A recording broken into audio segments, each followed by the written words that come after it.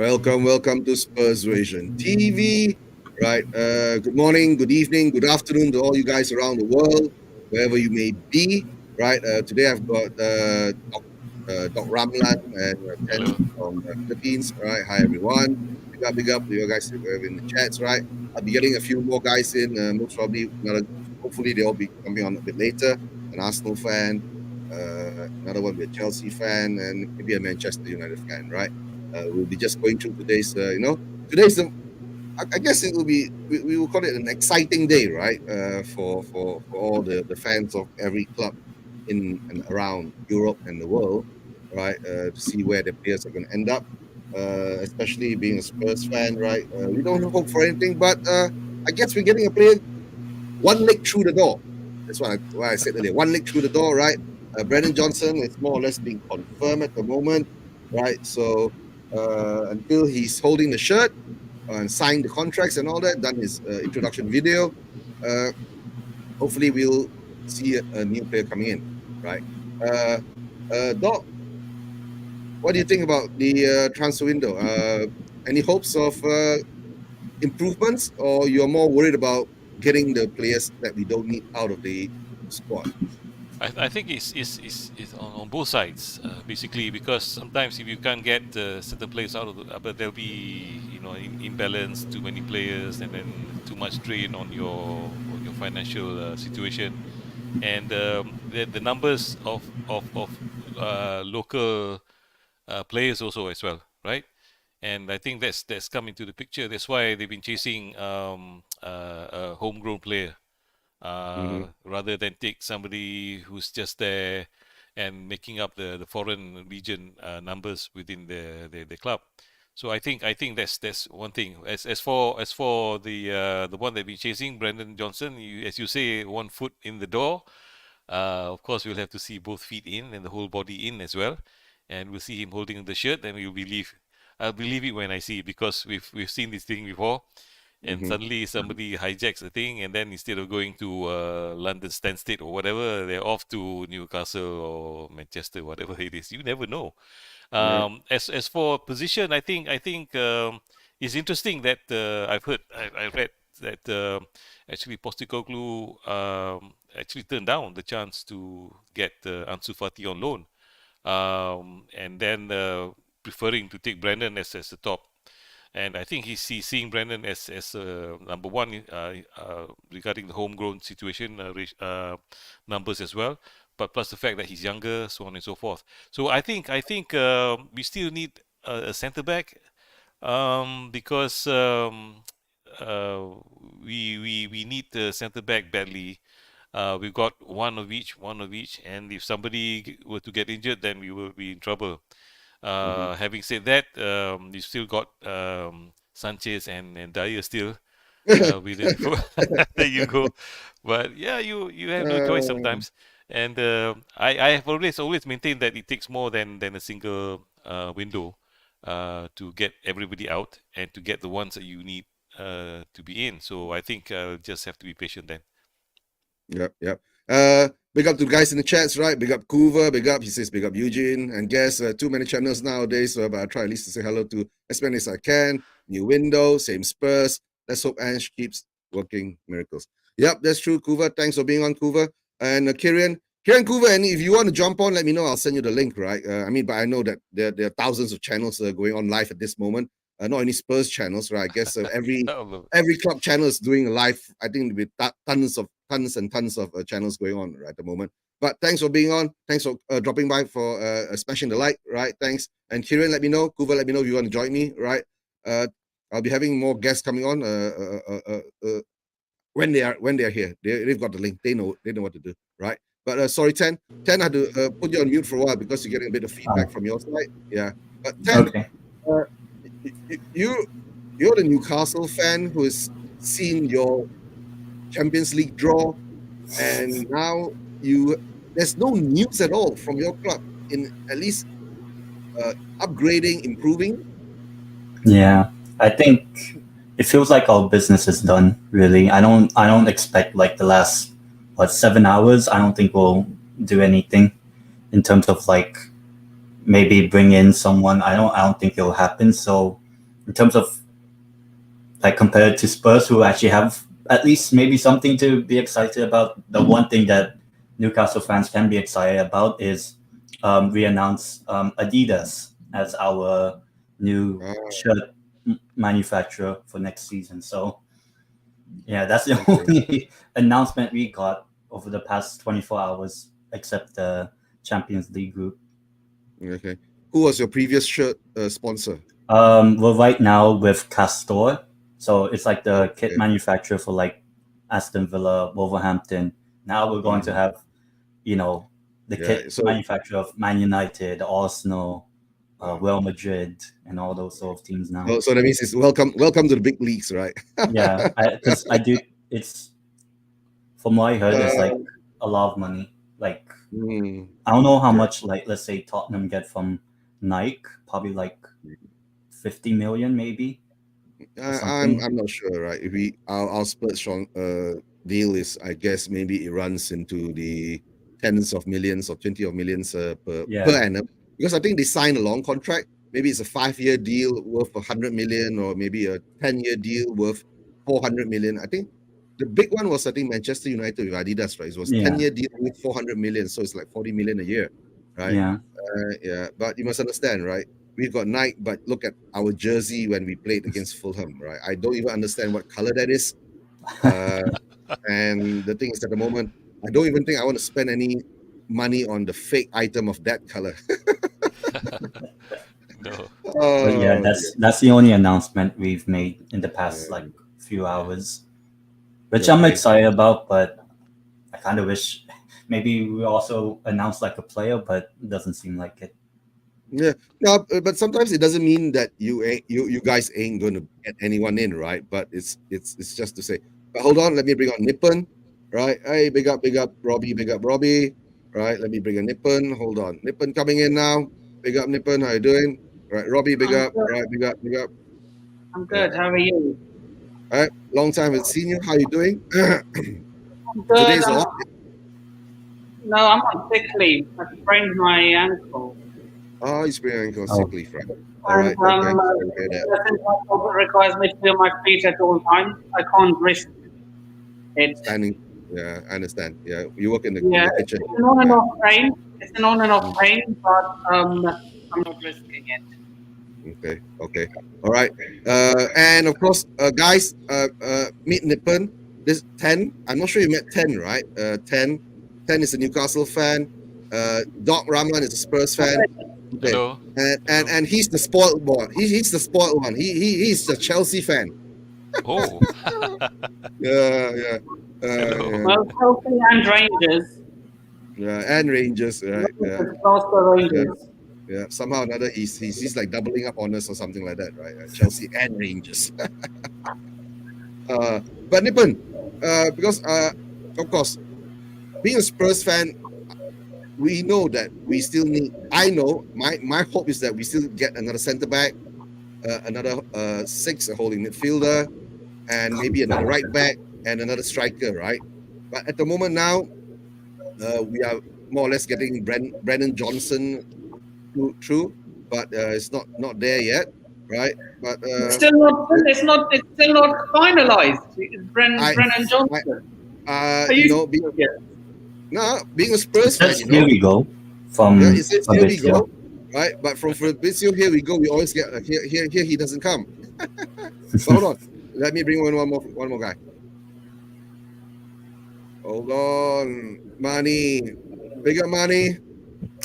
Yeah, Hello. first of all, hello everyone. Let me just say I'm sorry for being a little bit late. No, it's The okay. worst part about having a hard gym session in the afternoon is that you've got to try and sleep it off. And again, if you get up just in time, you've also got to wait for the computer to switch on and get, heated or what have you. It's a real pain. But here I am, and thank you very much for inviting me, sir. Always a pleasure. Yep. Thanks for Very being good. on, Money. Thanks for being on. And of course, Manny's an Arsenal fan. Just to let you guys know, right? So now we've got more or less. Well, let's wait for one more guy. Maybe by the time 11:30 or so, he will be coming in, right? So all right. Let me get to Nippon, right? Because Nippon, I think, being a Chelsea fan, you guys have had the most interesting transfer window because you have splashed the most money of all the clubs that we have here. Even our billionaire Saudi-owned club doesn't do that. You know, Not yet. But of course, yeah. But Not of course, yet, not yet. yeah, Wait till the Adidas money comes in. yeah. When the Adidas They're money still comes, finding their feet. They will. yeah. And I'm Soon, telling you now, Newcastle are going to win the Premier League in this decade. I'm telling.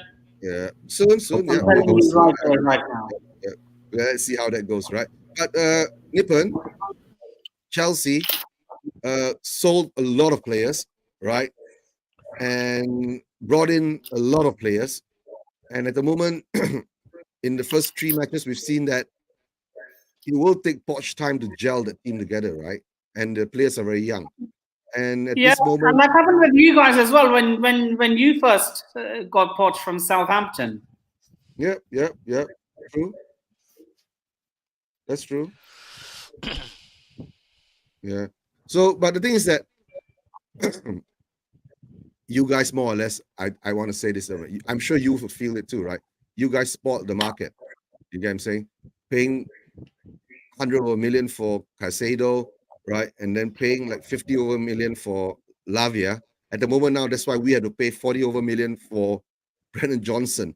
So now I think English-based players, right? If He's it's not, not English, by the way. He's not English, by the way. Sorry, British-based players, I'm saying. Yeah, he's Welsh. Welsh, yeah. British I players. guarantee you, if Brennan Johnson was not Welsh, English, Northern Irish, or Scottish, he'd be a lot less than 50 million. Yeah, yes, we know that's why. That's the homegrown tax all coming in and all that, right? But no, actually, forget that. If he wasn't British, German, French, Spanish, Italian, or any of those big countries. Oh, yeah. If you go there, then he wouldn't be worth 50 million. Yeah, of Probably course. still. Nowadays the players are all based on where they come from. But okay, come back to Chelsea. Are you linked to anybody else this transfer deadline window?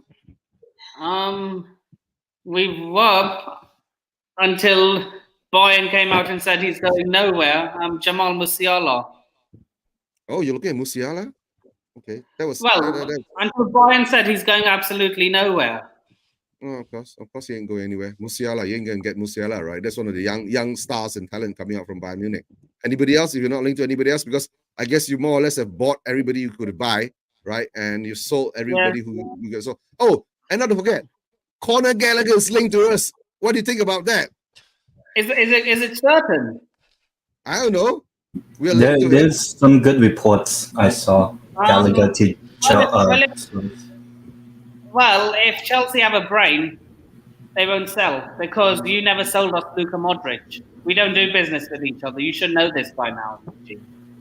Yeah, I know that. But the thing is that, if we lose Pierre-Emile Højbjerg, right, Gallagher is supposed to be the one coming in to take the... It's not a like-for-like replacement. It's not a like-for-like replacement. I know, it's not a like-for-like. It's not Conor Gallagher is not a defensive midfielder. Yeah, we know. I know that, right? But the thing is that... hold on. Okay. Chalobah, right, is from Chelsea, right? Trevor Chalobah from Chelsea? Trevor Chalobah, yeah. He's Chelsea. Okay. There's some news coming out from BBC now. Trevor Chalobah doesn't want to go to Nottingham Forest. He'd rather go to Bayern or some other bigger team. And then, of course, the Spurs Conor Gallagher link is getting stronger at the moment. So, yeah, we have to look into that, right? We have to look into that. Let's see what happens. Of course he wants to go to Bayern Munich. I mean, even the most diehard Nottingham Forest fan, if they were a professional footballer, so would you rather play for your boyhood club or the 6-time European champions? To be fair, Forest are also 2-time champions. But Bayern has 6. Guys, there's also breaking news from Old Trafford. Reguilon is already confirmed gone to MU, right? I think Sofian Amrabat is on the way there too. So let's see how that goes, right? Let's see how that goes. Okay, let me get to Mani. Mani, haven't seen some time. How you doing? Yeah, pretty good. And it's funny how Nippon said that Chelsea doesn't do business with Tottenham, but we seem to do a lot of business with them. They sell us their Yeah, hand-me-downs, and we give them some of our better players. those were the days. Those were the days. Yeah, but nah, Mani, any links to any players at the moment for you guys? Not really. I mean, all indications are that our transfer activity could very well be done. We did send Mr. Tavares to Nottingham Forest, and they're once again showing some ambition, as it were, by getting a few players. The fact that they were able to convince Gonzalo Montiel to swap the bright lights of the Champions League for slogging it out with Nottingham Forest. I seriously don't know what is the ambition of some of these players these days. I mean, this Sevilla team, of course, there is a connection because we are going to be playing them in the Champions League group stages. They are the defending Europa League champions. But of course, now that they've come into the Champions League, they're going to want to do as well as they possibly can. And of course, Sevilla have had a knack of winning the Europa League and qualifying for the Champions League that way. But having seen Yassine Bouno leave and now Gonzalo Montiel go to Forest, they might perhaps be a little bit weaker in theory unless they have plans to get a replacement goalkeeper and right back very, very soon. And there was talk about Marcos Acuna also going to the Premiership. And I was having a debate with some friends of mine, asking them, why would you want to give up all of that prestige of playing in the Champions League and really testing yourself against some of the best that way and trying to do well for your club to effectively slum it at a Premier League club? And the answer is simple. Abba said it. Money, money, money. Yeah, it's all about the money. Yep, all about the those not the Benjamins, but certainly about King Charles. Yes, King Charles. I believe now that he's a monarch, all of these new notes would have been printed already. But so coming back to centre, we've let Tavares go. We've obviously let Kieran Tierney go to another Champions League club this season, Real Sociedad. I believe they're in Inter Milan's group, and the only transfer activity, of course, was in spending a boatload of money on 3 outfielders, one of whom is now injured. And then, of course, somehow managing to get a goalkeeper on loan with an option to buy at the end of the season. And it could very well be that we do buy that goalkeeper. At our expense, right? The goalkeeper was at our expense. Yep. You could have had him. Yeah. But I have to say that the goalkeeper you've got, Vicario, has certainly impressed me. You could be living a little bit vicariously, pardon the pun, but he's definitely done well for you lot. And this is sort of the theme with us. I mean, just when you think that we should be showing signs of trying to, strengthen the team and try and get some players in and really make sure that we have enough, we end up doing hardly anything. And now we're in a situation where, because we still have some players injured, we're trying to tinker with the team. We replace a left back who can't defend effectively with a right back who doesn't defend. It's just so that he can have his ridiculous inverted system. And now all of these top gooners are coming out and saying, oh no, Arteta deserves to have some credit for trying to do something different. All of you Arteta just have an agenda against him, and you'd rather have the dopamine rush of being proven wrong, even if it means seeing the team fail, rather than seeing the team succeed and admit that you were wrong. Seriously, just for heaven's sake, get out of here with that nonsense. We see through everything that's going on. If he was really serious about having, a solid, Gooners are just full of hot air. What did you say? Oh yeah. I call These them. top gooners are just full of hot air. Yes, I know. I call them. I'll say something that only me and Manny just screw ढीला हो गया है. बहुत सही बात है, मालूम है. And what Nippon was saying, I think that the body language said it. They've completely gone you know, they have a screw loose or something like that. But Yes, yes. They've gone mental. yeah, exactly. So I call them flop gooners for a reason. And if Arteta was serious about trying to change things, he'd have a variety of players at his disposal, because he seems to be willing to die on the you know, the hill of that ridiculous inverted philosophy he has. So he will try to sort of do what he thinks Pep is doing, and try and shoehorn some centre backs into that fullback position, or even midfielders into the fullback positions, just so that somebody can cut right in and strengthen the midfield, even if it means stretching the defense to its breaking point. I mean, and they say that if Pep can do that, why can't we? Well, Pep is able to make the system work because he has some harder working, industrious midfielders. And I always say that if you want to effectively play a back three, you've got to have Maybe two wing Pep is backs. a master tactician and Arteta isn't. Maybe that's why. You said it perfectly. I mean, you know, I don't even know if, to be honest, Arteta can even spell tactician, but that's another thing altogether. And so now, having gotten rid of Tierney and Tavares, we still have some doubts over the fitness of Alexander Zinchenko. We end up effectively having Jakob Kivior, a centre back at left back. And Tomiyasu was suspended, but he could be coming back into the picture. So you see what we're dealing with here, Eugene.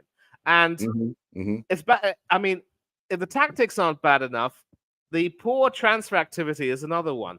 And we're getting rid of players who, during this Champions League season, could be assets for us. They could be quite important for us. And a lot of people have been saying that there is quite a player in Tavares. He just needs a coach who could, you know, coach that out of him. And I believe Emery was interested, in fact, in trying to get him to come to Nottingham, to Aston Villa as a possible replacement for Luca Digne.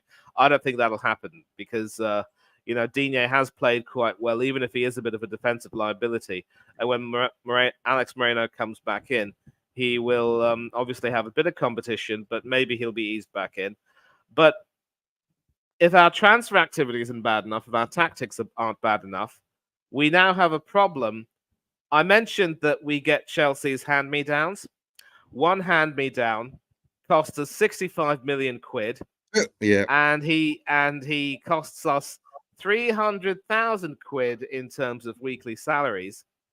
And we're playing him, and he's dropping stinker after stinker, not really contributing. Thank you very much for that 65 million, Manny. You are most welcome. You are most welcome. That's to help Chelsea balance out their books, right, for what they've been doing. But no, Manny, I actually tell you the truth, right? I've been quite surprised with what your club has been doing. They did very well in the beginning, right? But once the season started, you lose to a player like Timber, right? Why don't you go back out there and get a replacement for him? Is it because you guys have run out of money and not willing to spend the money? Or is it that you can't find an actual player? Because at one period of time, you were linked to Kyle Walker-Peters for that position, and we were all scratching our head, you know, right? Being a Spurs fan.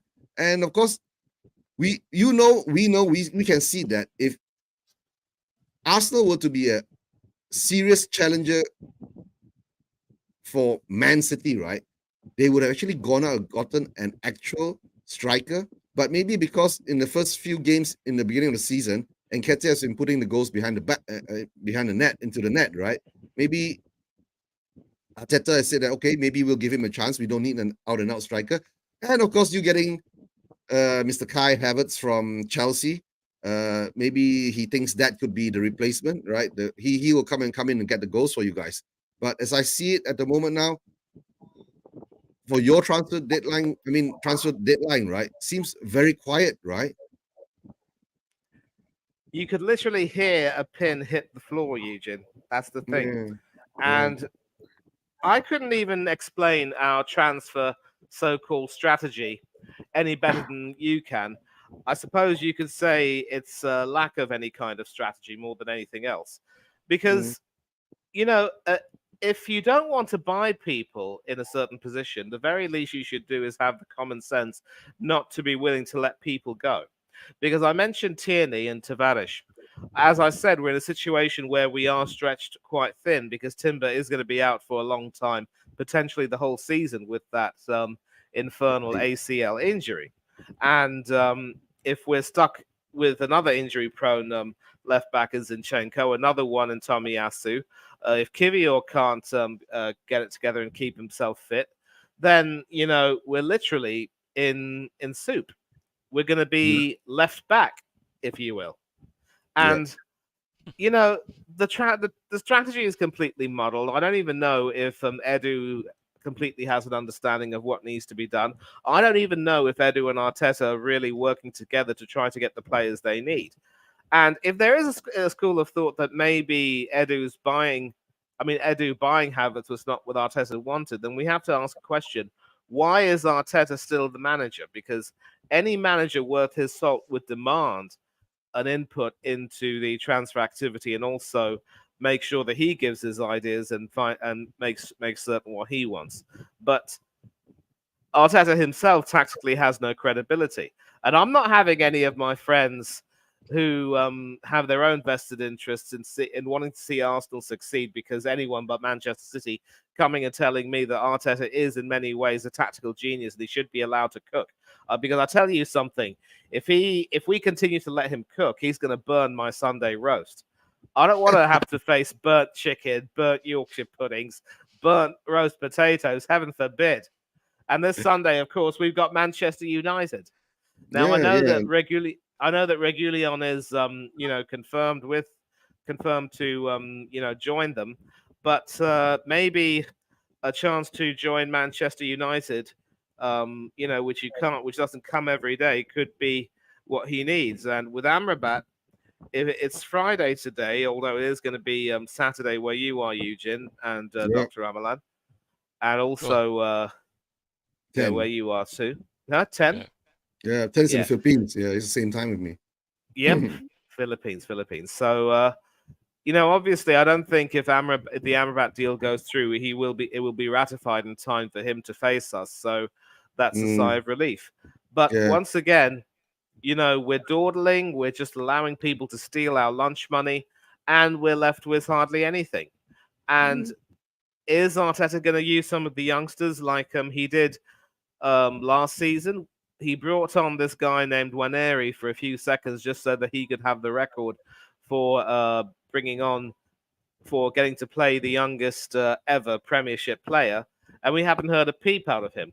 At least with Harvey Elliott, when he played a bit at Fulham and then went to Liverpool and won a Champions League, for crying out loud. So everything at Arsenal is just completely, backwards. It's completely rotten. There's nothing that really makes any sense. And yet we're supposed to be made to believe that the people at the top know exactly what they're doing, and they're trying to gaslight us and play us for fools. But thankfully, none of us are having any of that nonsense. Okay, that's fair. Let me get to Dr. Ramlan. Doc, as you can see it, right? At this moment, Arsenal's quiet, Newcastle's quiet, even Chelsea is quiet, right? And the most active club at the moment between the for us sitting around here now is actually Spurs, right? But the thing is that we have this problem of getting people out of the club. That's one part. But at least we've got Reguilon to Manchester United. But the loan deal for Reguilon to Manchester United is a bit weird because it's got a 6 months break or something. January. There's a break clause. There's a break clause there, is it? That's the weird thing. And then in addition, apparently I found out just now that we're not charging them a loan fee, So he's going for free. Yeah, you can have him, have a go. There you go. So we are so desperate to get players out, right? So getting a player left back for free. And to Manchester United of all clubs. That's why. Why we've been feeder club to Manchester United again. No, that's the sad part. And then, of course, you guys, I'm sure you guys know about the Ansu Fati thing, right? We were linked to him, and all of a sudden now he's going to Brighton. So that's the weird part, right? And the thing is that I've heard recently is because I think why he's going to Brighton is because Brighton is willing to pay 80% of his wages. So I'm not sure how much Ansu Fati earns a week, right? They said, is it somewhere close to 300k euros? Something like that? I heard it's 235,000 euros. 235,000, yeah. I don't know. I think so, yeah. But isn't Brighton taking a big punt on that? Because if you bring a player with Yeah. that kind of wages into the structure that they have now, right?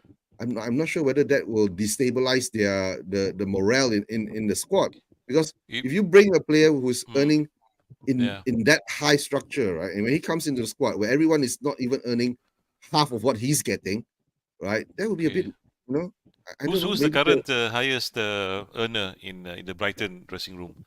Let's say I think it's 100,000 a week. Yes. So yeah, the next contract that he signs, he will demand double that. You yeah, see, then that will because bring the wages you up, can yeah. afford to babysit Ansu Fati with Yeah. no option, right? And pay his high wages. So why can't you pay me high wages? Because let's say Mitoma, for example, yes. So there you go. I'm sure it will put some thought into the minds of the other players. And you know how it is. As much as money will buy players into clubs that otherwise we would never know why they will go to the clubs. Like just now, what Money mentioned, yes, to Nottingham Forest or something. So this is something. The money will also feed some dissatisfaction or discontent in the hearts and minds of players within the same dressing room, and that will rear its ugly head when suddenly somebody doesn't get a pass, somebody gets a word out of turn and all that, then suddenly there'll be disharmony in the dressing room. That's true, that's true. But let me just say a big up to Wild Dead Wolf. Big up. Thanks for your support, right? Kuva says this, right? Manchester United are struggling to sell players, having to look at loans and backup players from rivals, sir. They sound like Spurs. It's very true, right?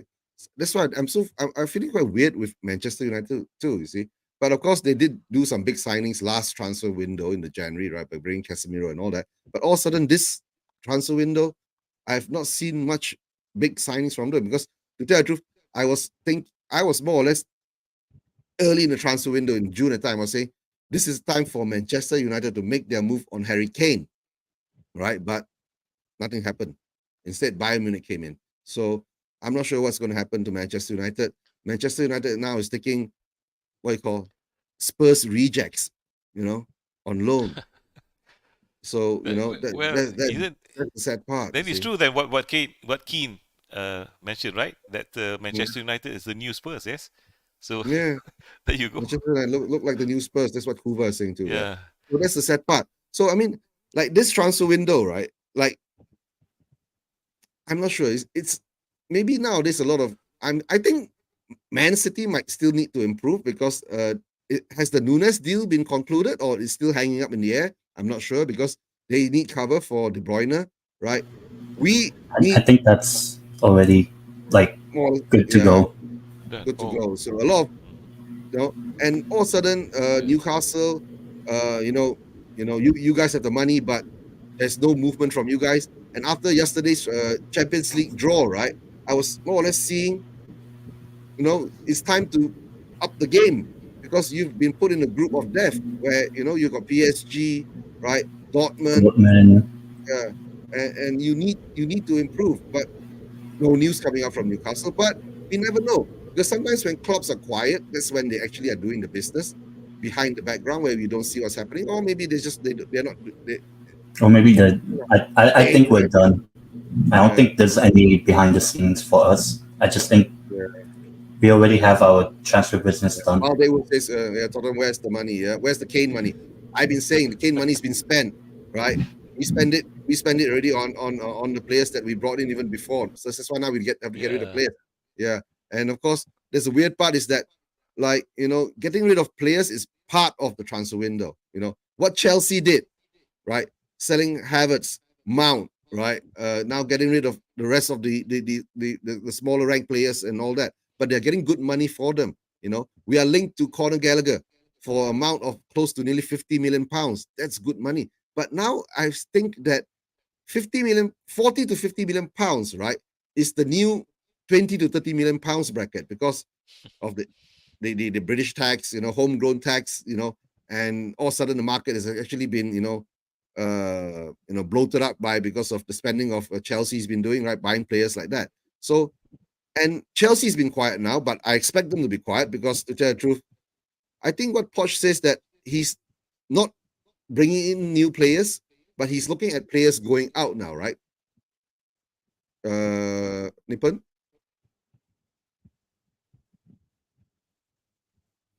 I don't know. No, Poch says that he's looking for players to go out now, but not looking for players to come in at the moment. It's a bit worrying. You're I worried? mean, Don't you have enough players? Who else do, yeah, who else do you want?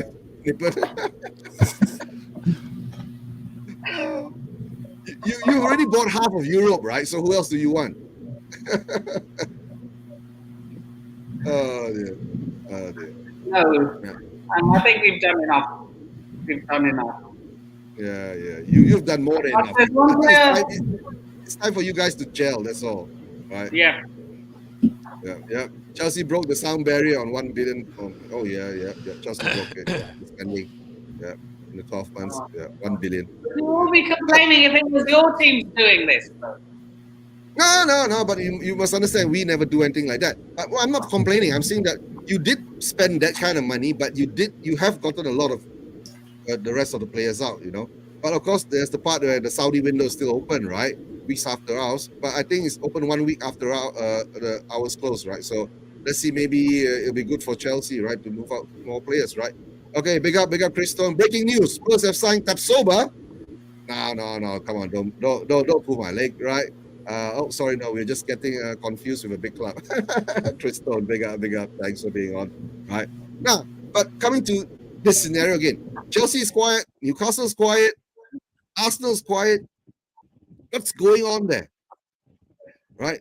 It's getting a bit weird, That's how I feel at the moment, right? And the movement now is moving around the mid and lower clubs, right? And of course, there have been a lot of links with players from the lower clubs, bringing up players, Leeds from Leeds, right, up back to the Premier League. Players being looked at from Leicester, bringing back up to the Premier League. So at this moment, I think we are still early in the window because if I'm not mistaken, we still have about nearly 7.5 hours before the window close. So it's not getting much activity, right? Because the transfer window, I'm actually listening on one side, right? Talk sport transfers. There's hardly any news going on at the moment. So let's see how that goes. Yeah, there is some news from Arsenal. I just found out we've managed to secure a deal to offload Rob Holding to Crystal Palace, of all teams.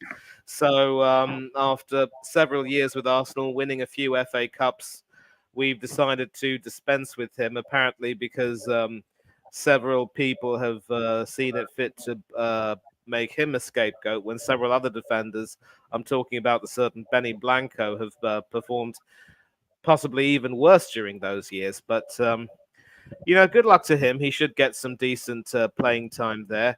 Sad that he's not going to be a part of it, but we probably don't need that much in terms of central defensive cover because apparently we could afford to drop Gabriel Magalhaes of all players. So it makes sense to offload someone like Holding. I thought we were going to send him to Turkey, but it looks as though he wants the home comforts of London, and it's a move that could very well suit him. So good luck to him. And that's another one who is out of the door.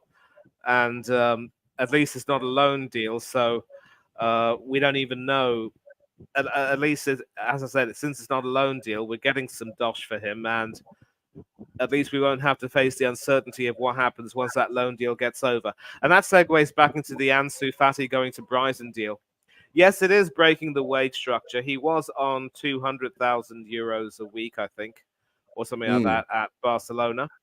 But there is no obligation to buy. So I think the management and the team understand it's just going to be for one season. And it is probably a price worth paying when you've got a young talent like that.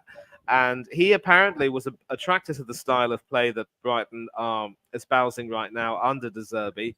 I mean, a fat lot of good it did them when, West Ham came into town, completely blanked them 3-0. And Brighton do look impressive, but they are going to have some games where they simply don't turn up. And that's why they're certainly not going to challenge for the title. I don't really see them going necessarily too far in the Europa League either, but then stranger things have happened. So hopefully that answers your question about the Fatty deal, and at least we've got a little bit of activity. But then still no sign of any players coming in. And I just wonder if it might take until January, if we somehow go on another miraculous run, if we finally get someone, maybe at least someone like Trossard that we got last year, who proved to be quite pivotal. But one thing that I can tell you is that we are not going to have the same good fortune that we did last season. And if we fail to beat Manchester United, I can say this right now: kiss our title challenge goodbye. That's true. That's true. But let me go through the chats for a while. Your fans are so confident that you're going to beat Manchester United. Please, just don't talk about those people. I told you, I called them flop gooners for a reason, and I'm not about to listen to any more of their drivel. Okay.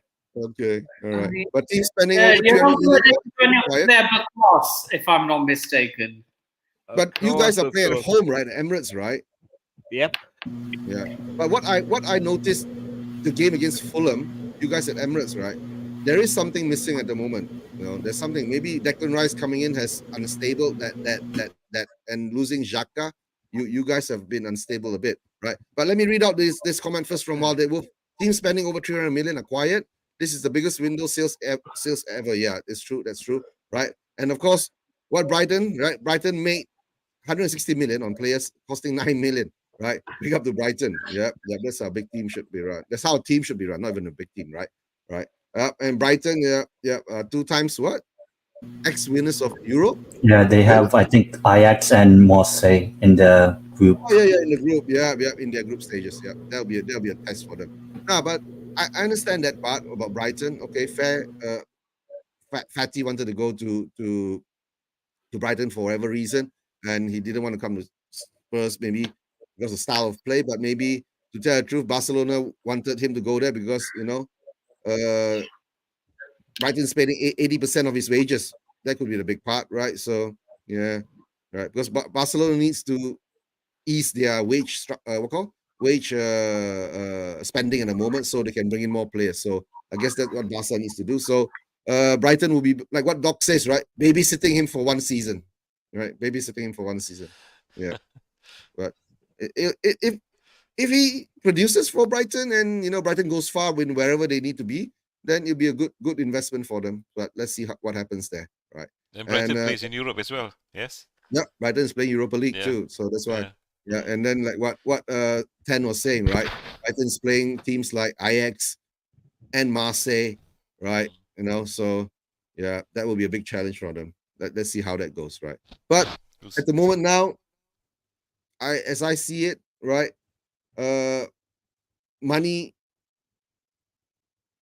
has always been the main core of the transfer window, right? The more money you spend, right, the more attractive you are, okay? And of course, sometimes a lot of players will look into whether you are in Europe, where you are in Europe, right? Whether you're playing, on Thursday or Tuesdays or Wednesday. But you can't even say that into account nowadays, right? Because you look at Chelsea, buying a player for 115 million pounds, right? Like Caicedo. He came from Brighton too. Why did Caicedo forego European football to go and play in Chelsea? So I guess, like I said, money talks. So it is what it is, right? And even worse, as I said, is Gonzalo Montiel abandoning the Champions League bright lights to go all the way to Nottingham. I mean, maybe he was a big fan of Robin Hood growing up. Yeah, maybe, yeah. Maybe, Nottingham Forest themselves are trying to be ambitious. It's one of those two things. Yeah. We saw what happened. Gonzalo Montiel has no ambition, but then you could also look at it from Nottingham's perspective. So we're going to be ambitious and try and sign a European quality player. That's true. They Yeah, they signed Keylor Navas last season on loan, and yeah. they still barely avoided relegation by the skin of their teeth. Although Navas has to be credited for keeping them in the Premier League, a damn sight better than Dean Henderson, Well, who's gone to Crystal Palace himself. Believe you me. And look, it with doesn't. Forest as It doesn't well. help that. Yeah, It doesn't help if Enough- you're being surrounded by shit. So let's be honest. I mean Yeah. that is of course. So But I Mani, mean, don't forget, Nottingham Forest has an ex-Spurs player too, Serge Aurier. He's still there. yep, He's actually been good, actually, Yeah, Aurier. yeah, Aurier's Yeah. not but bad. But then that's the thing. I mean, like obviously, Forest are trying this same thing once again, where they're trying to buy some players, some of them really big names. But when they let someone like Brennan Johnson go to Spurs, Johnson, who has probably been one of their brightest lights during their time back in the Premier League, you have to wonder: will they be able to get their priorities right? Will the players gel? I do like Montiel in a way. I mean, obviously he was, more of a backup to Nahuel Molina in Qatar, but he played his role, and obviously he'll be remembered as the person who scored the winning penalty for Argentina in Qatar, and also for Sevilla in that Europa League final. But to come to Forest, it's it's kind of ridiculous in a way, and he will regret it if Sevilla end up going far. But then maybe it's a sign that if you play in Spain, you may not really earn that much in terms of money, and money may talk. But for a guy like him to have that low ambition, I really can't fathom it in a way. And It could. And like I also said, maybe Montiel having low ambition, but it could also be about Forest having high ambition themselves, like trying to go for a player like Montiel. you said that Yeah, already, Nip, and I remember. But again, it's just the same thing they're doing last season. And last season, look where it got them. Still in a relegation but battle, which but they somehow but survived I with a think few days to maybe go. Mani, maybe this season, right? They've got a new manager in, so maybe that new manager may be able to bring him to higher heights, right? But before we We continue, might. just No, it's yeah, Wait, still am go I ahead. missing? it's It's Am I still missing Steve something? Cooper. It's still Steve Cooper. Am I missing something? Oh yeah, sorry, that's Steve Cooper. I was talking Bournemouth. I was thinking. So will Steve Cooper be able to actually elevate this squad of players? Because you must remember, right? Last season, Nottingham Forest bought in like 20 over players in the Yeah, window. but then I think most of the team that got them up was mostly loan players or players that aren't really good enough for the Prem. Yeah, yeah. So I think they needed to invest, and thankfully they survived. Now I think maybe if you can get a Montiel, maybe they can push on and be like a Crystal Palace type of team. Be mid-table, not really have much relegation. Because they want to have like similar success as like Leicester have. Yep, yep. And okay, while they was asking us, right, can Villa make top 5? Are United done? New goalie at 4.5 million, still no Amrabat. Fulham have a bid, but players want United, but United don't have the money. Okay, coming to this, right? I was just listening to the Talk Sports, right? They said that the João Paulinho has gone off to Bayern Munich Bayern. to get his medical. Mhm. But somehow I think they can't agree on a fee. You get what I'm saying now? So Paulinho might be coming back. But if Paulinho moves to Bayern Munich, right? Because I think Fulham wants something like 80 million pounds or, but maybe they'll come in between in the middle and get it done in 60, 70 million pounds. Fulham will have an empty spot. So now that means maybe Fulham will be going after Amrabat, right? Because Fulham went They have the money. they have the money. Fulham went for Pierre-Emile Højbjerg, but Højbjerg has turned them down, so that's not happening. Okay. And the players and this is the weird thing, right? If this was like 10 years ago, if Manchester United wanted a player, right, it wouldn't be taken so long. See? So is there a problem? Because maybe at the moment now, the sale of the club is actually hindering the progress of the squad? Yeah, It's that's why I hard. think it's Yeah, probably that's still a the squad. Then of reason. course, Like, okay, Wild Wolf is asking, can Villa make top five? To how I see Wild Wolf, I think Villa will have difficulty because they will still be in Europe. So the test will be playing in the European Conference League, right? And playing back. So if Emery can find a balance there, right, maybe they will still be in the running for Europe. But top five, I think it's hard to say because there'll still be strong challenges coming from Chelsea and Liverpool, right? And I'm not even considering us at the moment, Spurs, right? But the way that we've been playing, we play. Let me get to Doc. Doc, do you think Villa will be challenging for top five? I think so. They haven't showed the consistency yet, but it's only 3 games in. But I do believe they have a good lineup, and Emery is still a good manager. So I think they'll be in with a shout. Mm-hmm. Okay, fair, fair. And what do you think, Ten? Villa for top five? I mean, we managed to batter them 5-1 on the opening day. I think I don't know. Maybe Manny might know a lot more about how Emery does his teams in terms of Europe, and because I know Emery is more of a cup manager rather than a league manager. So I think he'll do well in the league, but not good enough to get into the top four, top five. But I can see Aston Villa, finishing like sixth, seventh, eighth. Maybe that gets them into Europe again. I just think like this. Or winning the Conference League, right? Oh Yeah. yeah, or do that. But I think there's just so much competition because there's Man City. Obviously, you would expect Arsenal, Chelsea, even Spurs. I would say that Man United, basically the top six, and Newcastle. It seems Mm-hmm. like so. Yeah. I don't know. Maybe Manny might know a little bit more of how Emery actually balances, Europe and the league. But I don't think top five for Villa. But we'll see. But let me get Yeah, I mean, to. top five might possibly be. Sorry, go ahead. Go ahead, Manny.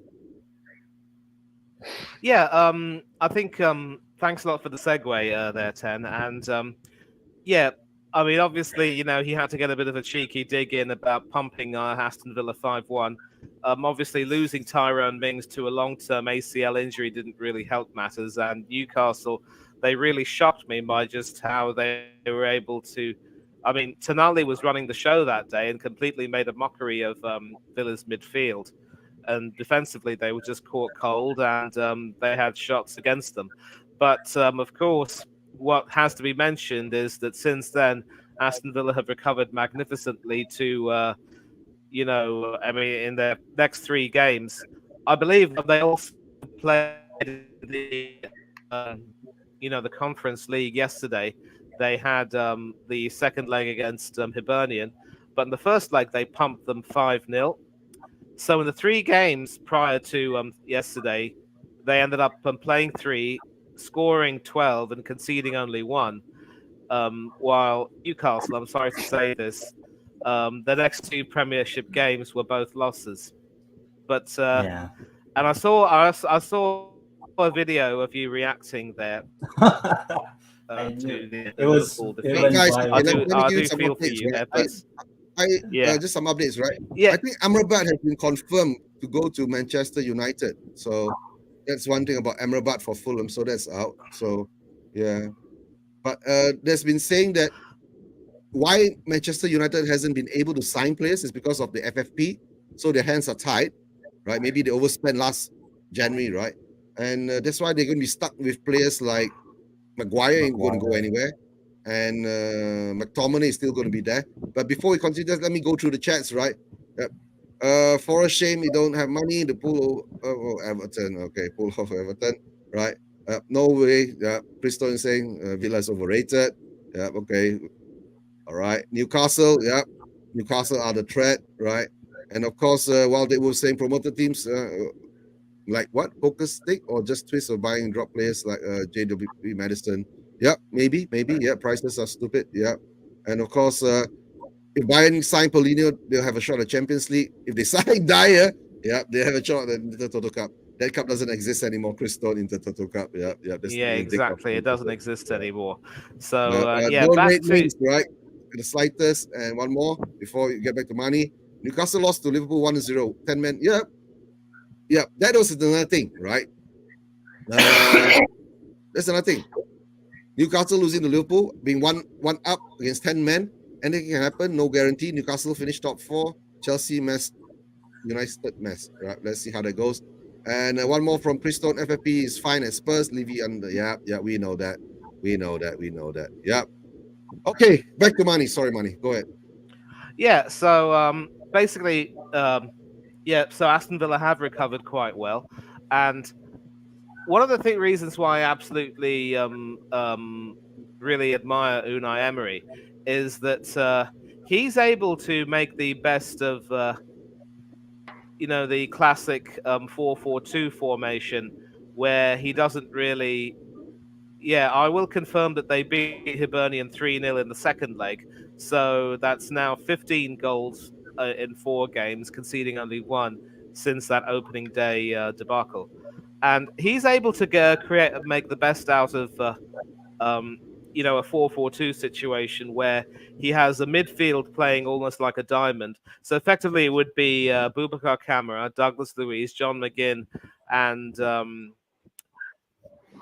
can't quite figure out who the other one is. My memory's sort of failing me at the moment, but it could be Musa Diaby, I think, and with Ollie Watkins as a lone striker, or it could be it could be Diaby and Watkins up front with another midfielder.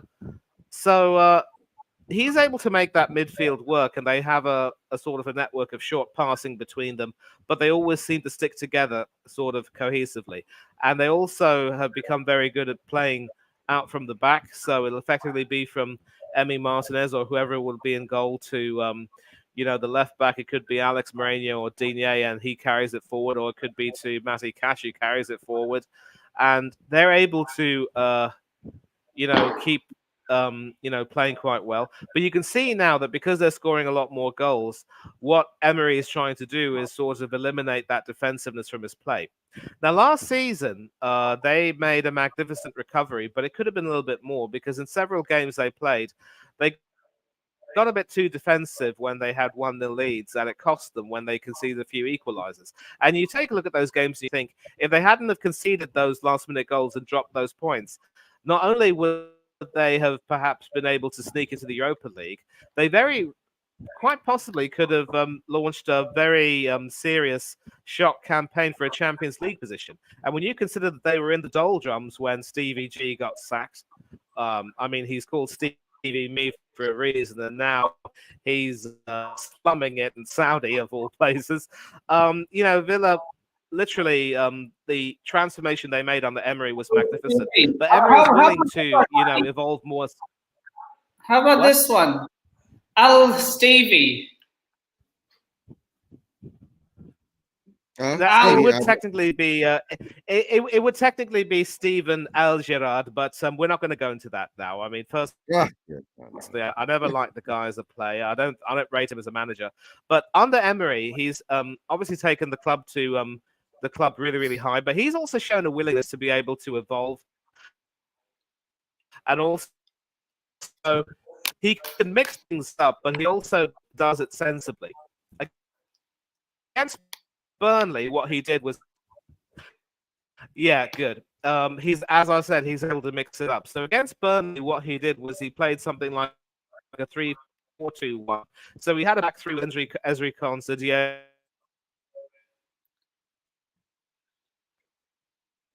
All right. I don't know. Is that Mani's internet? Yep, I think it's Mani's internet. Right. Maybe. Yeah, it's Mani's internet. Okay, Mani, you're back. Yep. Okay, you're back. Yep, Mani's back. Go ahead. Yeah. So, against Burnley, he played a 3-4-2-1. So he used Matty Cash and Luca Digne as wing backs to sort of try and counter the high press. And Matty really cashed in with 2 goals and an assist. And Luca Digne also was playing really well, had another stormer of a game. And so he's able to, tweak it tactically and do it subtly, but also really make sure that he has the wherewithal and the players to be able to do that. he's basically showing that he's everything as a manager that Mikel Arteta can and will never be. And he already proved that by beating us in the semi-finals of the Europa League in 2021, both on his home turf and also on our home turf, which used to be his old stomping ground. So under Emery, even with the injuries that they've got to Mings and a few others, I realized that somebody in the chat said that he didn't rate Mings very much, and that's his own opinion. That's perfectly fine. But Mings really evolved under Emery last season and was one of their key players as they rocketed up the table and ended up finishing 7th. So I think 10 said it perfectly. They're going to challenge for, some top European places. I think they will want to try and finish higher than 7th. Maybe. Yep, money's gone. Yep, money's back. Money's gone. Or possibly 5th. Yeah. Once again, stupid internet issues on my side. I don't know. But whether they'll make the Champions League, I don't know. But Emery's evolving, and he's trying to become less defensive. He's telling his forwards to become a lot more clinical, and they're scoring plenty of goals. All I can say is watch out for them in this upcoming game. Yep. Today is Arsenal, Manchester United. I'm surprised. Yeah, as I was saying, the game that they've got against Liverpool will be a litmus test. Yeah. But okay, guys, to tell the truth, right? What I see in Emery is very simple. He's in the Conference League now. He will always take the cup seriously. So if he wins the Conference League, right, it doesn't matter what position he's going for next season because he'll be in the Europa League. And when Emery and the Europa League, right, is evening, right? And if he wins that, right, he will automatically be in the Champions League. Okay, but before we continue, just let me go through the chats, right? While they were saying, Mike Bassett invented 4-4-2, right? But okay, this is the question he's going to ask you, right? If you haven't seen the movie, watch it, right? Mike Bassett, right? He was it Mike Bassett, England manager or something like that? The name of the title of the show was, right? And big up to Bobby K, big up, right? And what does Bobby K says? Money terminating Pepe contract, good or bad? Okay, right? And of course, what else? That one will get to money later. It's bad for us because we're losing 72 million, Bob, and hopefully it'll be good for the player. I hope he gets a good club soon. Oh, it means his contract is terminated, so he can get any club he wants. Okay, Pepe is free, right? And Chris Stone says, do you think we can get Ivan Toney if Lee puts a few fruit machines in the training yard? Oh dear. Right, okay. Why don't we just come to this now, right? Because I just heard some news again. For Chelsea, there's a player called Matheson, right? Oh. And Burnley is interested in him for a loan, but he's not interested in going. And I think Chelsea wants £50 million for Conor Gallagher, which we will never pay, right? We will always haggle for that, right? But let's say this interesting thing. Let's go through this now, right? I think apart from 10, Spurs, Arsenal, Chelsea needs an out-and-out striker, which comes back to the Tony question, right? Let me get to Doc first. Doc, would you take Ivan Toney now? Yes, I would. Yeah. But for £80 million, would you take him? 80. Yeah. No. Yeah. 80 is too much. No. Yeah. Yeah. After No arguments. No arguments. Yeah, because that's what Brentford put the price on Tony, £80 million, right? And to tell the truth, right? If Chelsea wanted him, £80 million would have been peanuts, right? Yeah. We could have Ivan Toney because he actually came from us, and then we sold him to Peterborough, I think. So. Yeah, that was my cash tax, though. Yeah. But I'm happy with our 2 center forwards. Yeah. Now, for all you know, right, Ivan Toney will still have a what call? Not a sell-on, maybe a sell-on clause on him, right? Yeah. Maybe that's what Brentford wants. Brentford wants 80 million because 30 million will go back to Newcastle. Yeah, but and of course, money says no to Ivan Toney, right? No, wouldn't touch him with a barge pole. No. Okay. No, no, no. All right. There's a big no off Ivan Tony. But of course, if for the right price, Spurs will take him, right? But at the moment now, yeah, there's a problem. And of course, Bobby K says, what the money? Money at least shows that your club won't pay players if they don't rate them and keep them for just for the sake of keeping like we do. Yep, that's true. Right. We still got Dyer, we still have Tanganga, we still have we still have a whole list of them. Yeah, so we still have a whole list of them. Right. It's the headphones interference on the net. Okay, maybe. Headphones interference on the net. That's why maybe Mani's having interference, right? Why airplanes are grounded due to headphones. That's why airplanes are grounded. Adi Vijaya, big up, big up. Thanks for coming to chats, right? German transfer window closes now. Seriously? So Not maybe even they 11 won't get, o'clock yet. no. No, the German transfer window closes earlier. Really?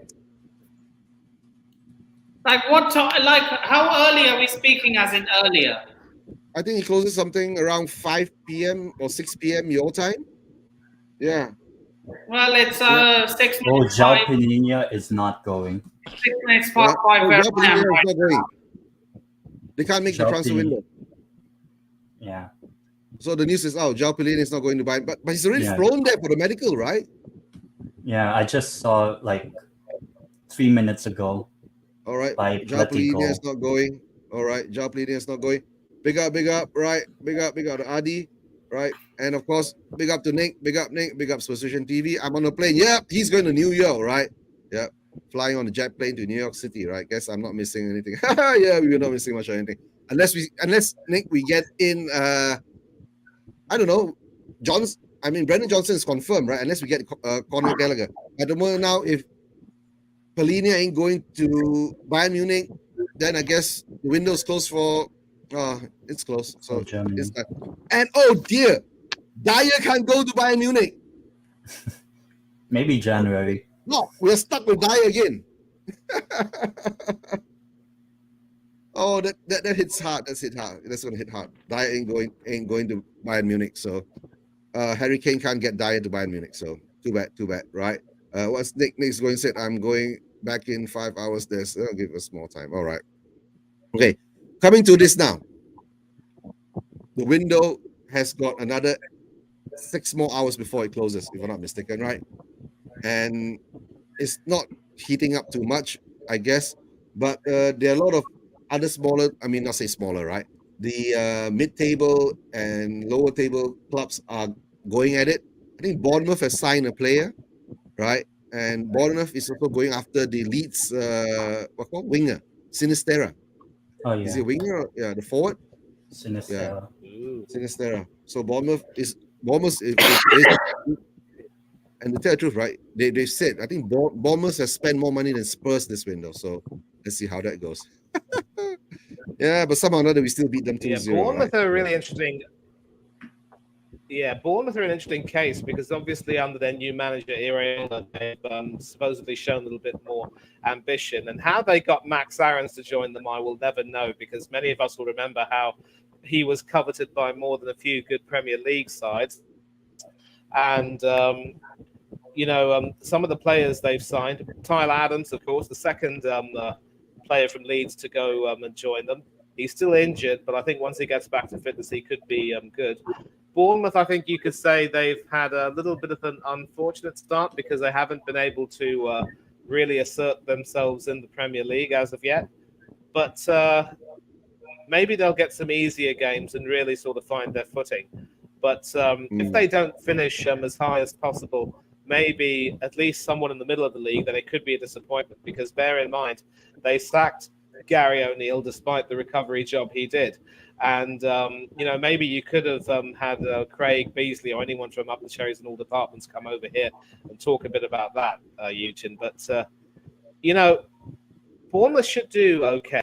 And I just think I just hope that whatever Iraola is trying to do with the club, it will be implemented fairly quickly and they will start to get some wins under their belt because I think when you played them, and I think there's also talk about Spurs going after Lloyd Kelly, the one-time Lloyd captain. Kelly. So that should be interesting if you do get your hands on him. and it could further mean that Eric Dyer will be pushed out of the door. But I am interested in how Bournemouth do, and hopefully they'll get their act together and get things right. But football is uncompromising, especially the Premier League. Yeah. So I guess while they will say German window is about 3 hours in front of ours. Okay, Adi, we just got a question, right? What's the matter with the deadline, right? Anyway, as a Spurs fan doesn't expect anything, and there's no sign of a big name to join us in the last minute. That's true, Adi. But I'll go first, okay? Then I'll get to Doc, right? Being a Spurs fan, right? An old Spurs fan like me, we've seen a lot of our signings come in the last minute of the window. Usually, right? It's only this past 2 windows we've done it in reverse. We get in our players all early and do nothing after that. So maybe that's why we are still very excited about deadline, because we usually do our last minute signings, right? Or maybe we'll sign our big stars in the last minute. And Doc, what do you think about this comment, right? Excitement in the last deadline window. No, yes, you're right. The past few seasons we've got some people in quite early in the window, so that's a welcome development. If not for my health, my age, I cannot stand too much excitement. But for the fact that players coming in, they need time to gel with the other players. Okay. And get used to new things, a new country when they're coming from another country. So I think it's for very much for practical reasons that we need to get players in quickly and as early as possible. Now, those who come in the last minute will find it tough, but not to say that it's a sure thing that they will not gel immediately. But chances are they will need time to cope, not only with the football but also with life in a new city, in a new place, new club, new people, and all that. So I think it's always better to get them in as early as possible. But having said that, we have had a lot of disappointments, though, right? Yeah.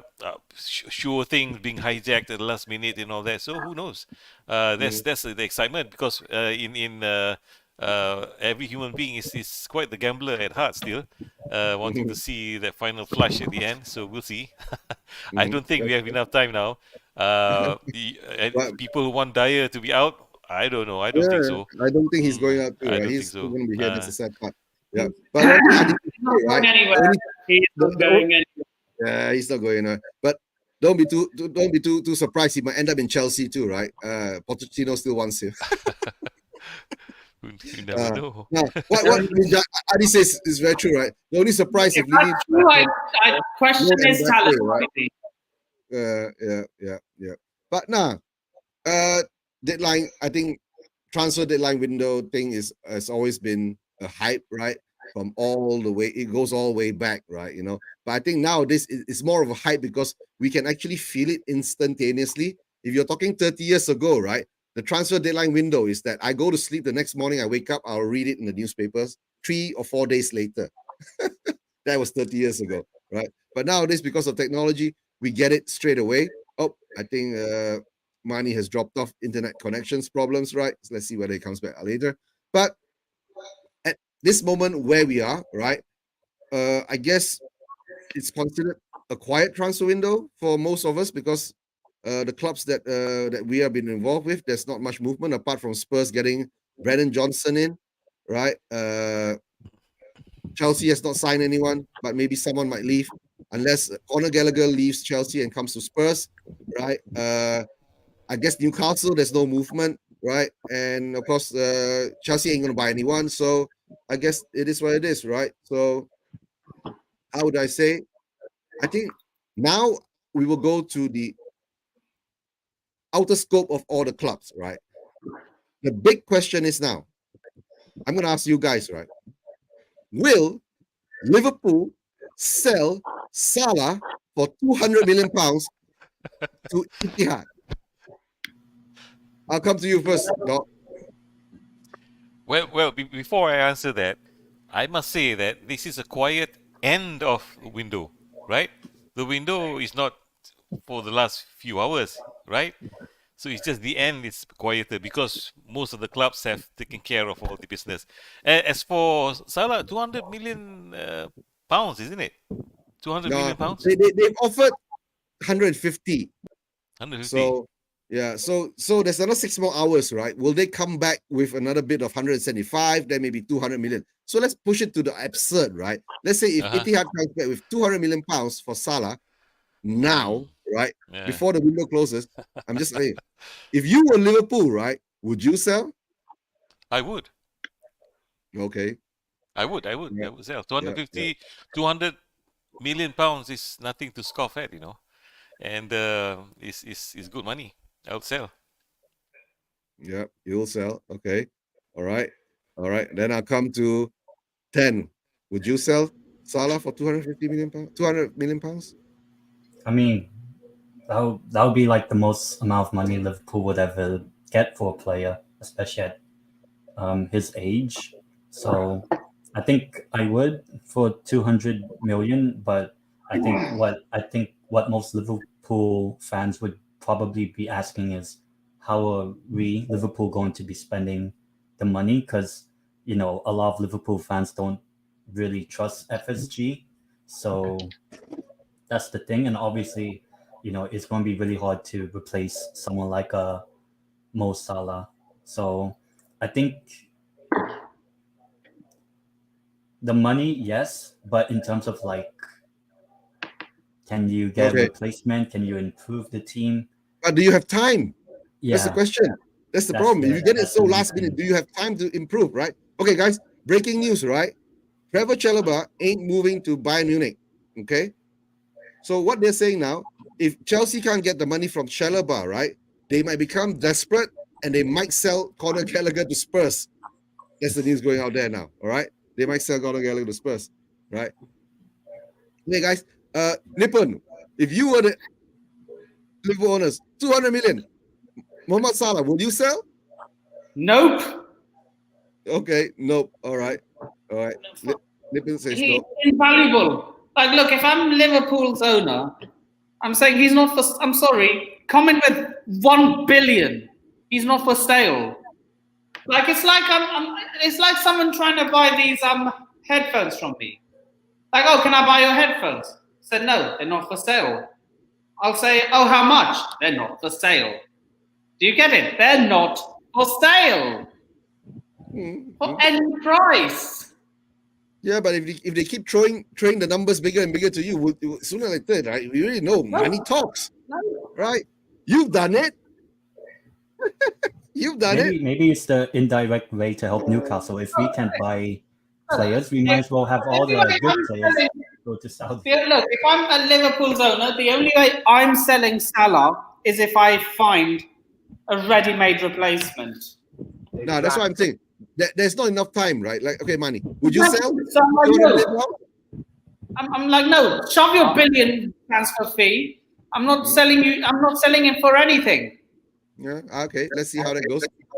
Exactly. I mean, like, I wouldn't sell him even if they offered twice as much because, as you said, time is of the essence.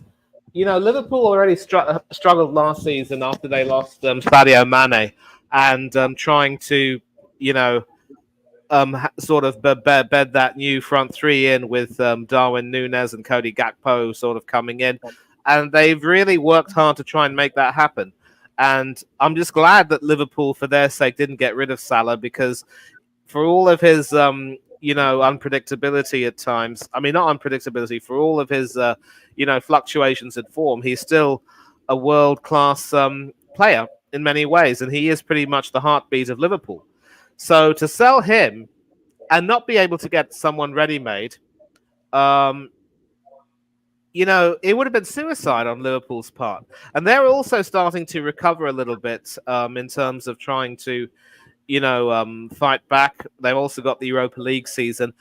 This season, of course, is going to be a make or break for Jurgen Klopp, and he could very well end up getting sacked in the middle if they don't show any signs of being able to, really achieve their... the dumbest thing FSG could do if they sack Jurgen Klopp. In theory, yes, it would be, but the problem is they have some targets, and obviously missing out on the Champions League was not something that FSG or the fans, for that matter, liked. But back to Salah, Liverpool have done the right thing by saying no. No amount of money will be enough to prize him away from their cold, dead fingers, especially if they can't get anyone to replace him. No chance. Yeah. I mean, that, like I said, it's all in the timing. If this was done a week earlier, right? And like what now, while we've said the last bid now has gone up to 175. So like I said, will it be pushed until 200 million? And of course, like what Nick says, right? Of course, he will be selling at 200 million, right? For 31-year-old, right, who hasn't been that great. I would have sell him. But the problem is that as the owner, if I sell him, right, Klopp most probably will walk out the door. That's the other what call risk that you have to take. But you're talking about 200 million pounds. If this was done a week earlier, if there was 200 million pounds in front of Klopp and the owner says, you can take this 200 million pounds and buy whoever you want. And I was saying this in the back room, right? If I had this 200 million pounds, right, I would go to Napoli, pick up Osherman, right? And pick up, what's that guy's name? Sheila. Right? I'll pick them both up. You know what I'm saying? But at this moment, when there's 6 hours left, 5.5 over hours left in the transfer window, do you think you can do a deal from this side and go across to the other side and do another deal? I don't think so. Or maybe if Liverpool could have taken that 200 million pounds, right, from the Saudis and bought Harry Kane, for all you know, with Son Heung-min together, one package, right? But at this time of day, I think they ain't gonna sell him. But if the owners really, really are desperate for the money, and if they sell him, I think Klopp will walk. That's how I see it. Klopp will walk, right?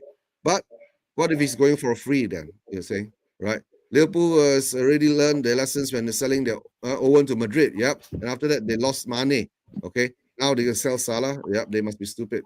Hard to say. The owners might want to sell him, right, Adi? Right? But Klopp won't want to sell him because Klopp has already come out and said that he's priceless. At any price, I won't sell him. But the problem is that Klopp doesn't own Liverpool, right? But if the owners come down and put the pressure, he might be gone for what I say, right? But okay, guys, there's one more thing that Wild Wolf did ask us, right? Since we got about 5.5 hours left, all right, I will come to Nippon first, okay? This question: outgoings or incomings? Do you think buy or sell? Do you think there will be any more in the outgoings? last 5 hours? Yeah. I don't think we're doing any business now. Whether it's selling or buying. All right, because just now, Talksport said, right, because of the Chalobah deal not happening, right, Chelsea now might sell Gallagher to Spurs. All right, there's a possibility. They did that. I'm gonna track down Todd Bowley, taken style. Okay, all right.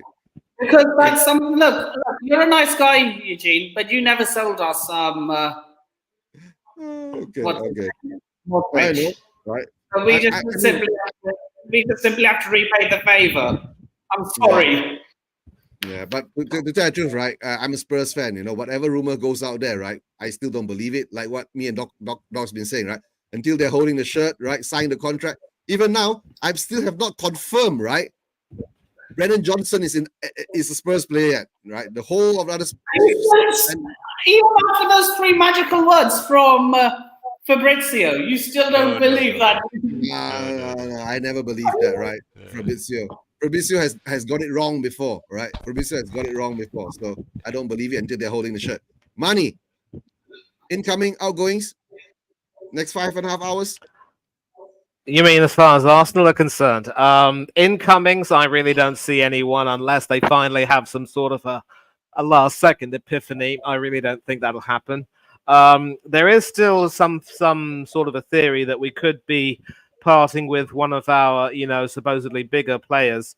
Partey shouldn't be going anywhere, but there still was some talk about the possibility of an Emile Smith-Rowe and Mykhailo Mudryk swap deal. I certainly wouldn't want to see that happen over my dead body. Chelsea are entitled to keep Mudryk, and I hope that Posh will be able to turn him into some sort of a player. But Emile Smith-Rowe does need some game time, and it could very well be that we might say goodbye to him. It's sad and very unfortunate because it's another case of a Hale End boy who's been, badly treated. But that's the way the biscuit crumbles, as we would say. So injuries though. He doesn't help Yeah, it is. himself. I mean, yeah, you can say the same about Kieran Tierney, but also, when he has been fit, he hasn't been called on, and many of us will agree that he can offer a lot more to our midfield than Kai Havertz can, certainly. In fact, Havertz probably would be at his best as more of a... But would What? Emil Smith-Rowe score for you in a cup final? That's the thing. Remember that. Well, if you give him you never know unless you give him a chance. I mean, Havertz did score in the Champions League final, but last season at Chelsea, you know better than I do, he was dropping goose egg after goose egg. So any port in the storm, I would say. So brought up performance from him. Yeah, and we don't know if we're going to lose Gabriel Magalhaes. I don't know if the Saudis are still willing to try and prize him away from our cold, dead fingers. Another example of Arteta's stupidity, because Gabriel and Saliba were working wonders last season. Why would you want to? Why would you want to break that up, right? Exactly. Why would you want to tinker with that? And that is something which I will never even understand. Because Mikel Arteta's a freak. Or a genius. I'm going to say this right now. There's nothing we need to explain. Arteta is freaking insane. He thinks he's all that, but he's really a prat for pulling this BS again. Good one, Money. Good one, Money. All right. He thinks he's the next Pep. He's not even the next Sam Allardyce. Let's be real. Guys, don't worry. He's at least won an FA Cup, right? So at least he's won an FA Cup, right? With Unai Emery's team, not his own. Yeah, with Unai Emery's team, right? Yeah, that's true. All right, 10. Question to you. So, ingoing, outgoings, any? Do you think anything will happen? I would say nothing for Newcastle. I think, I don't know. Who knows? Maybe we can see. Guys, there is this thing happening now, right? Since Paulinho, right, can't go to Bayern Munich, and the price is around 60 million pounds, right? Okay, right. The big guys now, right? The big teams, right? Will any of the big teams go in for him? Will Man City go in for him? Will Newcastle go in for him? Will Chelsea go in for him? Right? Or maybe you go in for him, Eugene, Eunice? Right? Will Spurs go for him? I'm not sure about that. So let's see how that goes, right? I'd love to have him. Yeah. I mean, it will bolster your midfield up, right? Right, and I think he single-handedly caused Arsenal a lot of problems on last weekend. So let's see how that goes, right? But okay, coming back to your 10. Nobody going in, nobody going out. Yeah, I don't think so. I don't think there'll be anything like. We like did have major. a scare that Ian Maatsen of wing-back / attacking mid might leave. But there was even a fee agreed with Burnley in place. But the player said he's going nowhere. So that's off the table. So, I mean, Nippon, Conor Gallagher to Spurs, no? No. Okay. All right. You don't want that. All right. Okay. Let me get to Doc. Doc. Look, you never told us. Look, we're just, you know exactly why. You know why, Eugene. Yeah, I know. You never told us we just don't do business with each other. Same way Arsenal and Tottenham don't do business with each other. Mm-hmm. Okay.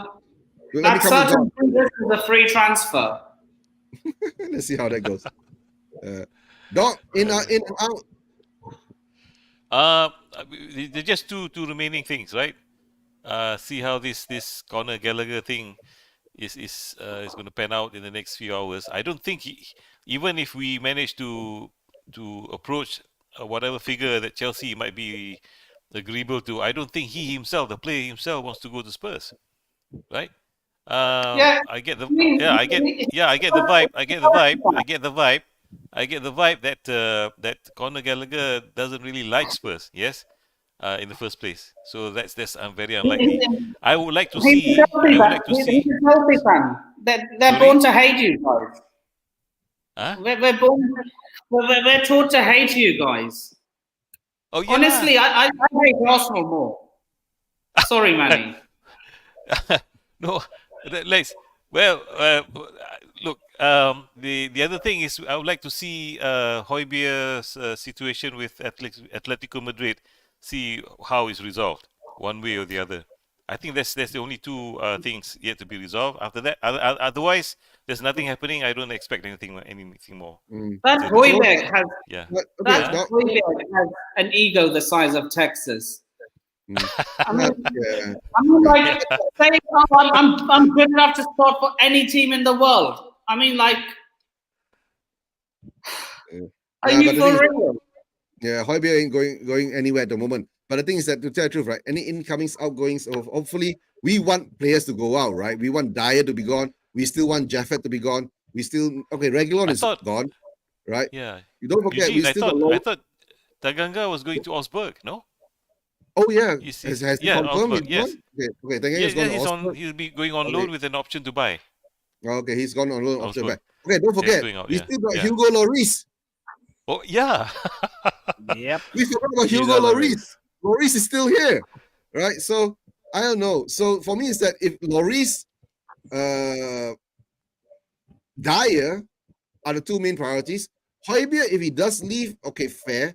And to tell the truth, I wouldn't mind giving Sanchez a chance, right? Apart from what happened during the Carabao Cup, was a Carabao Cup thing, right? But coming down to it, if we do lose Højbjerg, I wouldn't mind going for Paulinho if Gallagher doesn't want to come. If we're going to pay 50 million for Gallagher, why not top up another 10, right? And go straight for Paulinho? Then that will actually give us an actual holding midfielder. You get what I'm saying? That's a thought. That's a Yeah, thought. that's the thought, Unless Fulham hates they hate Spurs as well, as much as Yeah. Chelsea does. Yeah. And there might be something there. Wait, Oh, unless, wait, unless, right, we swap. You see? Ah. Because we swap. Because when Paulinho was supposed to go to Bayern, right? Fulham wanted Pierre-Emile Højbjerg. But he won't. Like what Nipun was Højbjerg saying doesn't just want to now. go there. Yeah, that's true. Højbjerg Yeah, he's doesn't got want to go the there. ego the size of what? Texas. Yeah, the ego size of Texas, right? Right. That's the thing. And okay. So guys, before we end this transfer window deadline show, right? Let's just go through some more questions from the chats, right? Spurs homegrown player issue. Do we have any of that? I don't think so, right? At the moment, we must have 8. So do we have 8? If we count Johnson, who else do we have? Oh dear, look at it. Oh, we got Madison. Across. Yeah, we might have a problem with the homegrown quota. That's why maybe we're keeping Foster. Dyer around. Right? Who else do we Yeah. have? All right. Who else do we have now? Okay, let's go through the first team. One across the back. Ben Davis is one. Welsh. Okay. Ben Uh, Foster. Foster the is one. goalkeeper. Yeah, Foster is one. My gosh, you're looking a bit bad, right? Madison is one. Midfield, who do we have? Skippy is Skip. one. Skip. Yep, Skippy is one. In the front, who do we have? My God, our whole front are foreigners. Scarlett has gone off on loan. Well, Brennan Johnson will be one, I think. Okay, Brand Johnson is one. We got 5. We need Yeah, 3 good more. point. Who's the next 3? Is gonna bring some- Matasaur from your academy or something? No, No, Matassa is not from Academy. No, he he's was from from France. from Oh, France. Not Right, France, Udoji is not even there. Oh, we got Ryan Sessegnon. Okay, fair. Is he injured? Oh, Ryan Sessegnon is injured. Yeah, Sessegnon, yeah. My God, who else do we have? Oh dear, I Right, can't think of any more names. It looks a bit bad, team, man. It looks a bit. We saw Harry Kane. We saw Yeah. Wings. We saw Jaffet is gone, right? Yeah. Oh, we got Eric Dyer. Eric Dyer. Eric Dyer. Eric the Oh, Savior. Oh, Eric the Savior because of homegrown shit. Okay. All right. That's one thing. All right. We answered that more or less. We do have. We can just pick up one. All right. While they were has asked, right, the chats, right, in the panel, guys. Richarlison, how many goals is he going to score this season? Doc? I don't know if he can score at all, but I'm hoping He can score at all. I'm hoping that he can score 10. Okay, Okay, and 10. let the rest of the goal scoring burden be shared amongst the other players. Okay, 10. Doc says 10. What do you think, 10? Do you think Richarlison can score? I being a think he'll Newcastle fan? actually, I think he'll triple his goals from last season. So 3. That's what Bobby K said. 3. Bobby K. 3. Wonderful. Oh, okay. Nippon, do you think I mean, Richarlison how many goals he can he- score? I mean, I'm going he's to rate scored in our the transfer window a 5 out of 10. No, I'm saying I don't do ratings for transfer window. I'm saying how many goals do you think Richarlison can score for us this season? Oh, okay, sorry. I think he'll score 5. 5, okay. Mani, will Richarlison score? Between 5 and 10. If he does score beyond 10, more than 10 goals, Spurs could be going places. But I'm actually thinking Son might end up being your leading scorer. Yeah, we see that too. Yeah. But okay, I think I'm with Doc, right? I think he'll score about 10. 10 will be a good one, right? 10 will be a good one. Okay, then who scores more than Son or Richarlison? We'll all say Son. We agree Son, right? Son will score more than Richarlison, right? Son will score more than Richarlison, right? My God, Gallagher is available for £25 million to balance the books. Don't make Nippon go crazy about that, right? Nippon will go crazy about that, right? 25 million. Anything else happening? Yeah.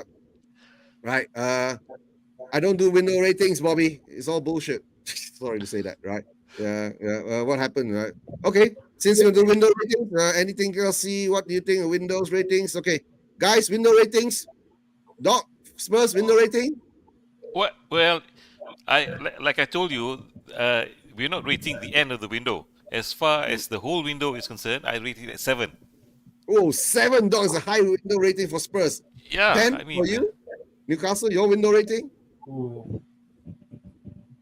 I think I said 8, but seeing Botman might not play this weekend, I'll probably have to put it down to like 7. I kind of wish we got either a center back or a right winger, but I think you can only judge the transfer window with some hindsight. Like if we do well from now till like January, then maybe different opinion. But for now, I'll just say like 7.5, 7.5 for us. Okay. And I'm going to ask the guy who buys the most players in the whole planet, right? Chelsea window rating. Nippon, for you? 5. Well, You say. sorry, I'm closing off again. Yeah. I'm gonna say it's a 5 out of 10. Oh my God, he's bought so many players and he's saying 5 out of 10. All right. Okay. I'm a harsh person. Okay. Mani, your window rating for Arsenal?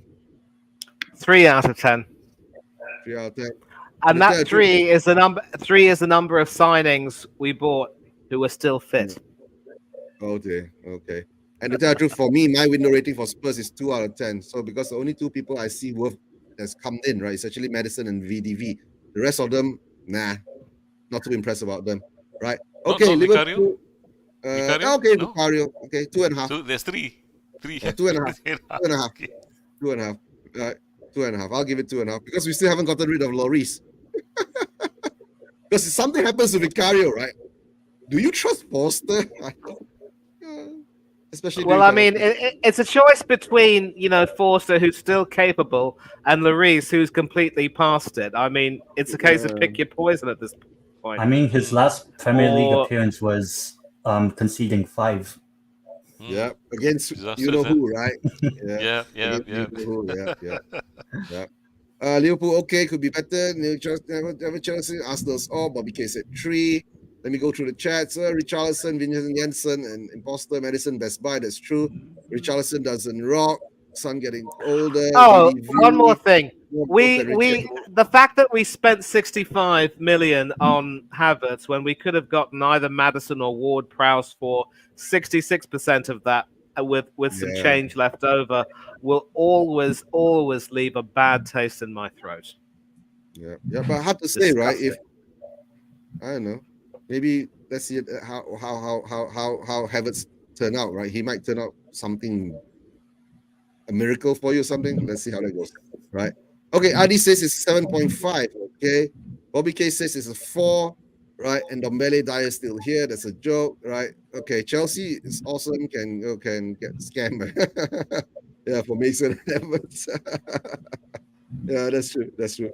I think that's we're the true. only ones that didn't get scammed by Chelsea because we got Lewis Hall, who I Yeah, we think a got lot of Lewis Hall. Chelsea fans rate. Now, that's why maybe we are fearing now, right? We pay 50 million to Chelsea for Conor Gallagher, and we're gonna get scammed by him too, by them too. I don't know, but to tell the truth, I'll take Gallagher. I'll take Gallagher. Right, that's why I love Manny. No BS, honest guy. Yeah, Manny's always the most honest Arsenal fan I know. Right, but guys, the 8 of you more or less watching. Chess, thanks for you for coming on. Right, don't forget subscribe. Spurs TV. Right, 10. Your channel is. Just the channel name here. Yeah, yeah. Go Yeah. over to YouTube and subscribe to Tendatum. He does a lot of Newcastle Newcastle watch-alongs. and watch And alongs, right? I went viral on Yeah, he all went the viral Liverpool recently social media. on the Liverpool, yeah, on Liverpool social media recently, right? And Nippon, you still doing shows, Nippon? Or you're working hard? You hardly ever see you hardly ever do shows anymore. I'll probably start doing it again because now that I've got 2 weeks sick leave, so I'll have more time. Okay, Nippon. Let me know when you need any guests on. Let me know, right? And Mani, any news on your end?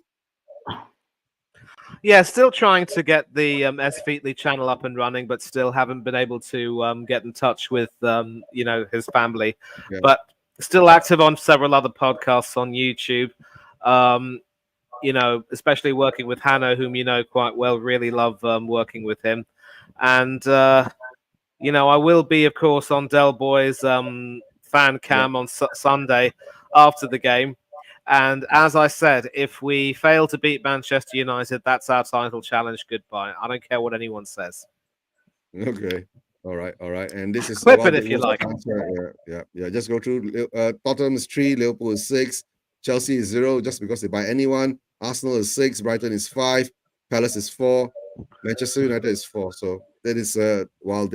And guys, any last thoughts for the transfer window? Doc? No, not really. I'm just going to sleep well tonight, and let's see what turns up in the morning. Okay. All right. And I don't really expect any like major news, like something like Paulinho to Liverpool. I don't think anything like that would happen. But yeah, cannot wait for what in about an hour or two, Luton Town's first home game. So I'll probably watch that. All right. And for you, Nippon? I'll probably be hopping onto any open stream on transfer deadline day, so you can. I might not be making any content tonight, but on Saturday, 10:30 p.m. UK time, I'll be bringing back the podcast for season 3. Okay. So if anyone wants to be on the panel, just DM me and I'll send you the link. All right. And for you, Manny? Probably not very much for the remainder of deadline day. I think I'll probably be calling it a night. Still feel a little bit tired, but I'll be interesting to see the following day what pans out, and if we're able to get any more players out the door. I definitely don't see us getting any more players in. That's not going to happen, and we'll see how further depleted our squad will end up being. It's a comedy show of epic proportions. Okay. Yeah, Manny sleeps. Yep. We all got to get rest. Newcastle 8 point. Okay. Thinking of the future. All right, guys. For me, is that I think this transfer window, whether it's going to be exciting or not, I'm still not sure whether Brandon Johnson is still confirmed yet. So haven't seen any video release from the club, right? Any holding of the shirt. So I'll still be skeptical about it. Whether we get Conor Gallagher or Paulinho or whoever, I don't know, like what Doc says maybe. But Doc will go and sleep and wake up tomorrow morning and read the news. I might be still a bit of a jump around a few more Spurs channels, do a few more shows around, and let's see what happens along the way, right? Let me say goodbye to guys in the chats, right?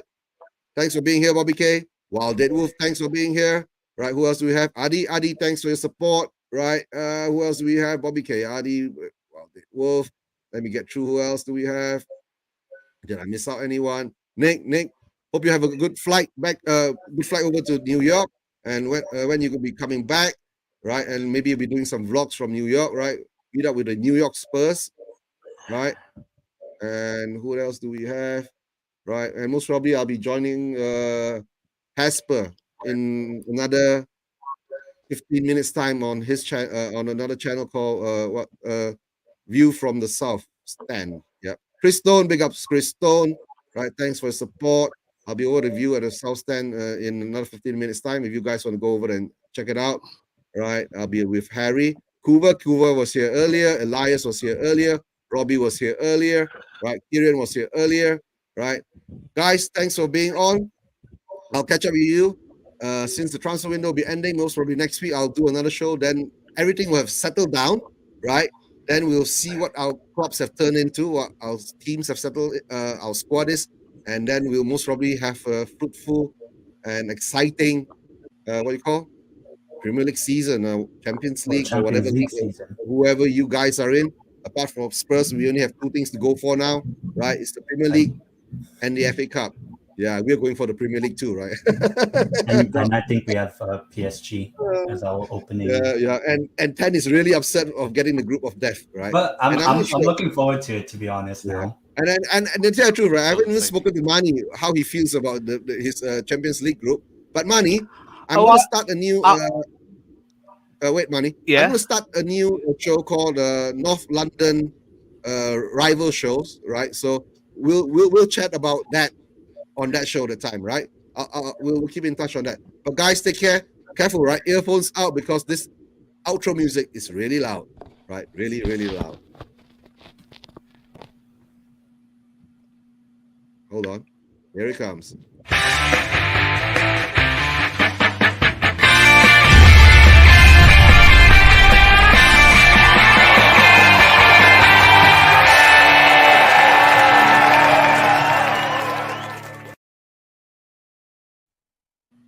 Oh, yes, guys. And as always, Levy out.